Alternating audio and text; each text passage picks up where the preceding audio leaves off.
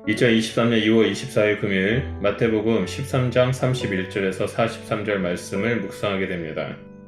제목은 성장하는 하나님 나라입니다. 오늘 묵상하게 될 말씀은 겨자씨와 누룩 비유로 시작됩니다. 겨자씨와 누룩 비유는 한 쌍을 이루며 천국에 대한 메시지를 더욱 강화시킵니다.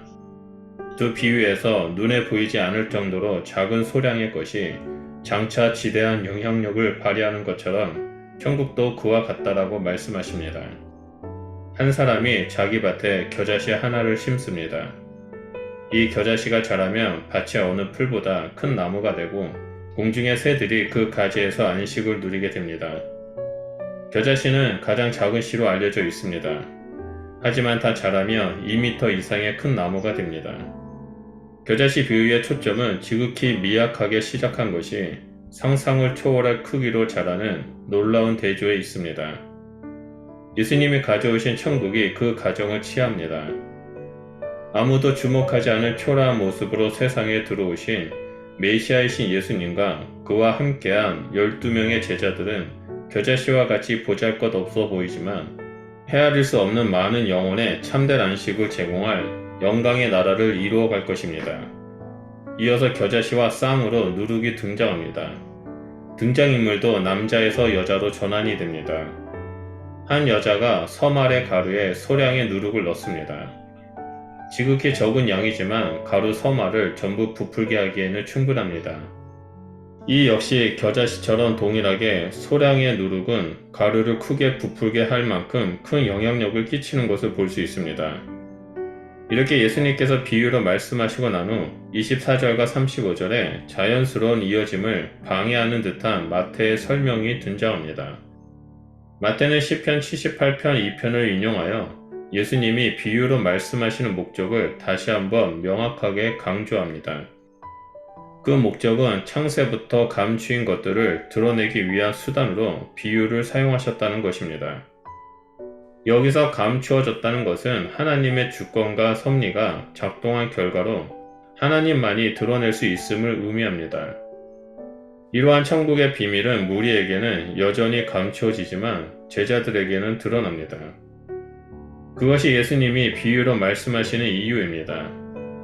마태는 예수님이 비유를 통해 감추인 것을 드러내시고 하나님의 뜻을 성취하는 메시아임을 강조합니다. 천국의 비밀은 비유를 통해 모두에게 드러납니다. 그렇다고 모두가 그 속에 감추어진 비밀을 알 수 있는 것은 아닙니다. 여기서 부득불하게 무리와 제자들의 구별이 발생합니다.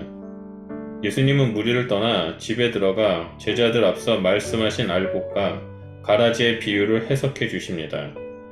제자들의 요청에 따라 예수님은 주저없이 제자들에게 그 비유를 설명해 주십니다. 알곡과 가라지의 비유에서 좋은 씨를 뿌리는 이는 인자, 즉 예수 그리스도 자신이며 밭과 좋은 씨는 각각 세상의 천국과 아들들입니다. 반면에 가라지는 악한 자의 아들이며 가라지를 뿌린 원수는 마귀입니다. 아들들이라는 말은 관계적인 차원에서 누구에게 속했는지 강조한 표현입니다. 천국의 아들들은 하나님께 속한 자들이고 악한 자의 아들들은 마귀에 속한 자들입니다. 여기서 악한 자, 원수, 마귀는 모두 같은 말입니다. 또한 추수 때는 세상의 끝이며 추수꾼은 천사들입니다.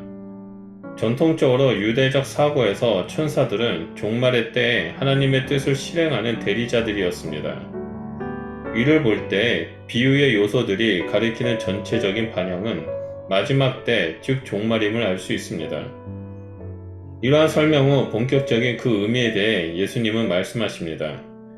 추수 때에 가라지를 한데 거두어 불사르듯 마지막 때의 심판의 주이신 예수님이 천사를 보내어 모든 악한 자들을 한데 모아 불을 던져 넣을 것이라고 말씀하십니다.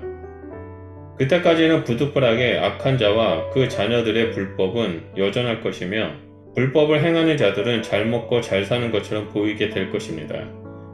하지만 이것은 하나님의 무관심이나 무능력 때문이 아니라 하나님의 자녀들을 보호하시는 하나님의 적극적인 사랑의 행위입니다. 결국 마지막 때에 천사들은 알곡과 가라지를 구별하고 알곡은 거두어낼 것이며 가라지는 풀무불에 던져 술 피우며 이를 가는 영원한 형벌 가운데 던져질 것입니다. 이러한 칠술 때의 알곡과 가라지의 비유는 하나님의 자녀들에게 확실한 인내의 근거가 됩니다. 가라지와 공존하며 그 기운을 견뎌내야 하는 것이 알곡의 운명입니다. 그래서 예수님의 말씀처럼 끝까지 견디는 자는 구원을 얻게 될 것입니다. 예수님은 악인들과 대조해서 천국의 아들들을 의인들이라고 묘사합니다. 그들은 아버지 나라에서 해와 같이 빛날 것입니다. 뽑히고 묶여 던져지는 가라지와 대조되는 알곡의 영광스러운 운명은 성도들의 관심을 사로잡습니다. 이러한 천국의 비밀은 들을 귀가 있는 자들은 듣게 될 것입니다. 오늘 묵상을 통해서 알곡인 우리는 어떻게 신앙생활을 해야 하는지를 알 수 있습니다.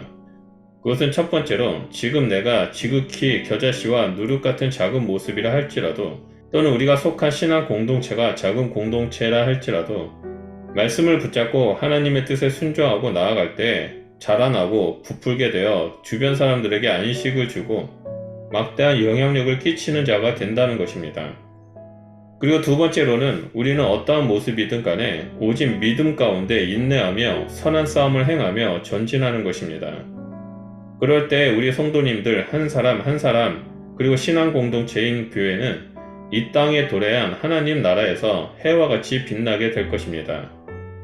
오늘 묵상 말씀처럼 하루도 하나님을 의지하며 인내하고 믿음으로 선한 싸움을 하는 주의 자녀가 되시길 소망합니다.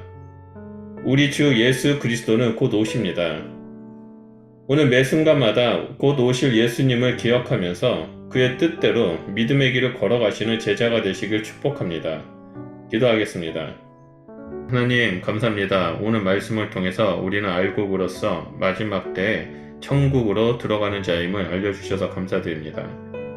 우리가 이 땅에서 다시 오실 주님을 기다리며 믿음으로 인내하며 나아가는 자가 될 수 있도록 성령 하나님 우리의 삶을 붙잡아 주시고 그런 우리의 삶을 통해서 하나님을 알지 못하는 자들에게 안식의 그늘을 베푸는 자가 되게 하시고 또한 세상 가운데 막대한 영향력을 끼치는 자로 설 수 있도록 성령 하나님 우리의 삶을 주관하여 주시옵소서. 우리는 날마다 믿음으로 인내하고 예수 그리스도만을 바라보며 끝까지 표대를 향해 달려나아가는 자가 되겠습니다. 우리의 삶을 통해서 일하여 주시옵소서.